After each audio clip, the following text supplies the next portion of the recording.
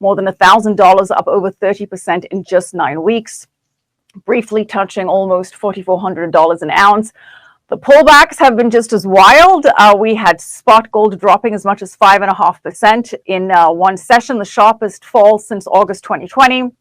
Futures had their steepest one-day drop in over a decade. It's been a very choppy market. Silver has been even more dramatic.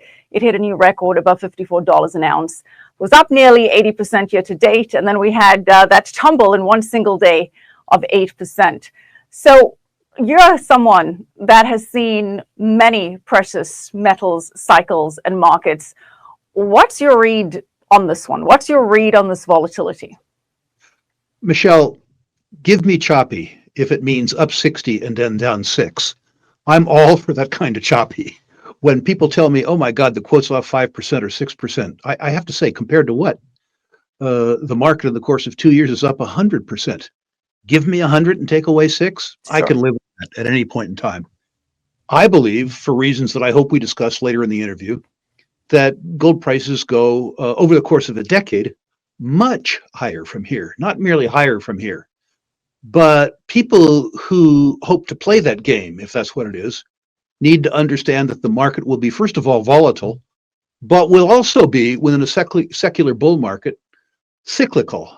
I remember very well, Michelle, the decade of the 1970s, when the gold price went from $35 an ounce to a high of $850 an ounce, a 30-fold bull market.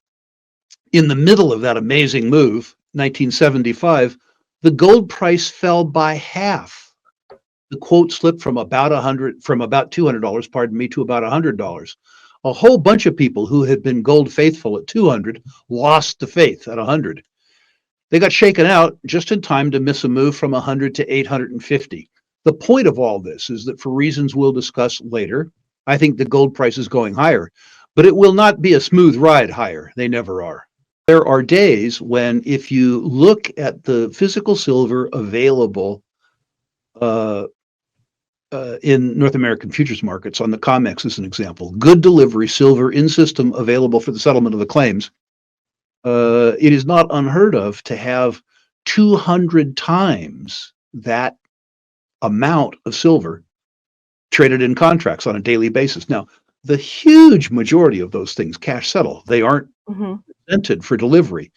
But in a situation where you have these goofy location swaps, 4% difference in spot price between London and Chicago, it's very tempting to take delivery, ship it, and grab the money. So all of a sudden, you had a situation where the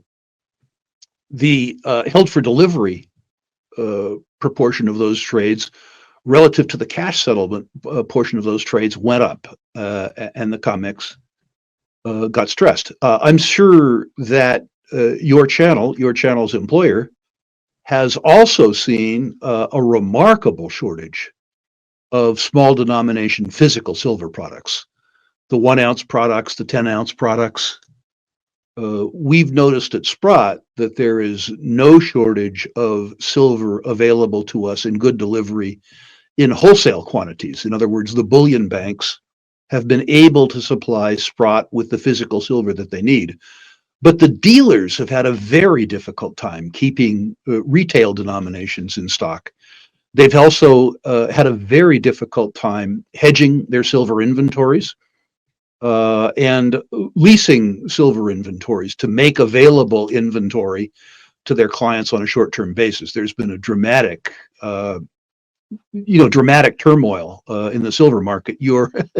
Your own sponsor being one of the few that seems to have been able to stick handle their way through this crisis in good order and service their clients.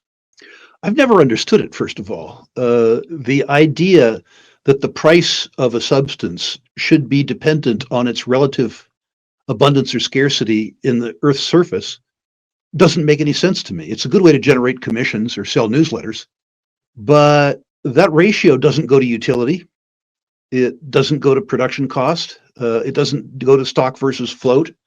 The idea that silver should be, or that gold should be 16 times more valuable than silver because silver is 16 times more abundant in the Earth's surface doesn't explain much to me. People pay a lot of attention to it, and I think it's actually become a factoid.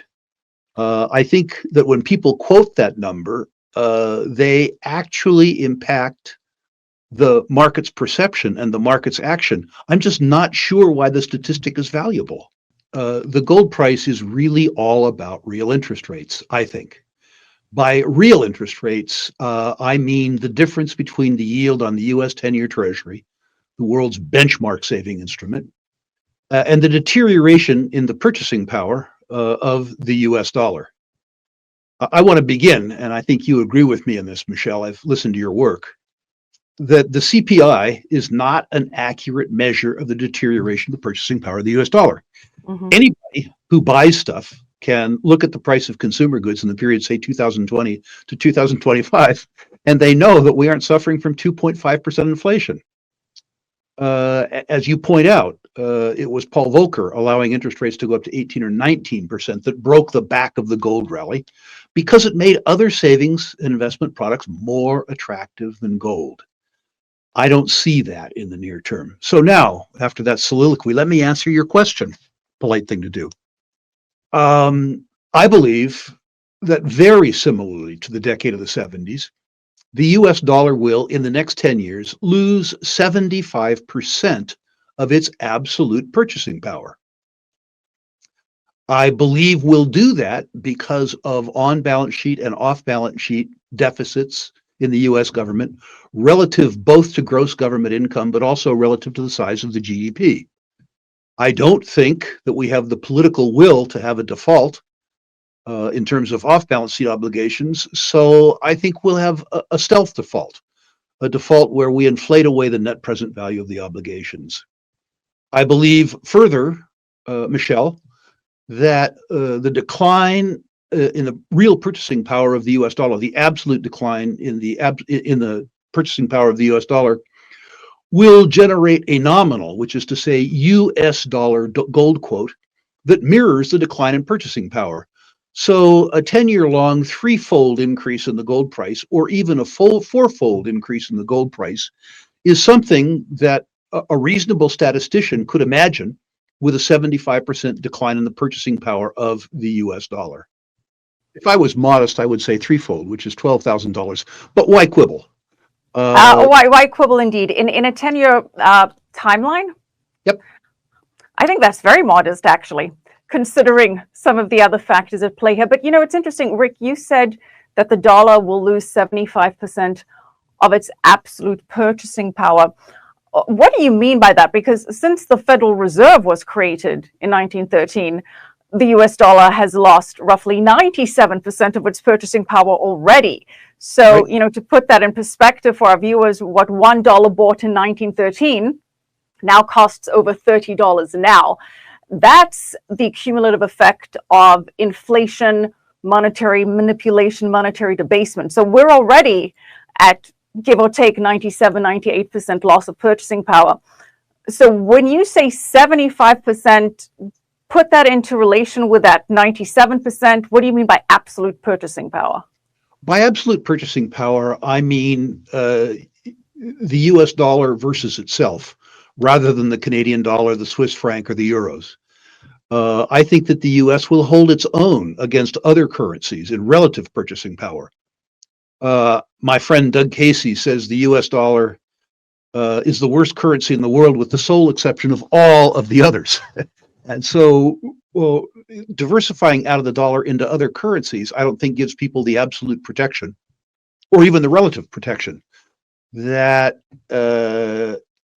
maintaining savings in gold would generate. And I absolutely concur with your previous remark, which is to say, since the establishment of the Federal Reserve, the US dollar has lost 97% of its purchasing power. That means there's 3 to go, a little bit at a time. We had a dramatic downshift in the purchasing power of the US dollar in the period 1970 to 1980, a recovery, a percentage recovery, at least in the early part of the decade of the 1980s. And I think that we're headed back into a period where the downward trajectory in the real purchasing power of the US dollar gains momentum.